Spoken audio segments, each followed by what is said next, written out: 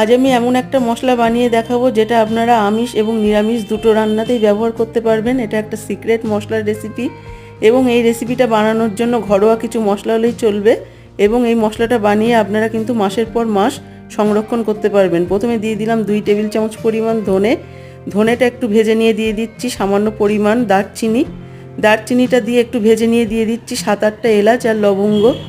এটা দিয়েও আমি 15 সেকেন্ড মতো নাড়িয়ে নিয়ে দিয়ে দিচ্ছি 2 টেবিল চামচ পরিমাণ জিরে। গোটা জিরেটা দেওয়ার পরে আবারও একটু আমি নাড়িয়ে ভেজে নিচ্ছি। তারপরে দিয়ে দিচ্ছি 2টো শুকনো লঙ্কা আর কালো গোলমরিচ। এই সমস্ত মশলাগুলো একসাথে আমি 2 মিনিট মতো গ্যাসের ফ্লেমটা লোতে রেখে ভেজে নেব এবং সবশেষে আমি মশলাটাকে গুঁড়ো করে নেব এবং সংরক্ষণ করে রাখবো। বিশেষ করে ঘুগনি, ছোলার ডাল, আলুর দম, পনির এইসব রেসিপিতে কিন্তু খুব ভালো লাগে এই রেসিপিটা। আমার এই রেসিপিটা যদি ভালো লাগে অবশ্যই সাবস্ক্রাইব করবেন, লাইক দেবেন এবং প্রচুর শেয়ার করবেন। ধন্যবাদ সবাইকে।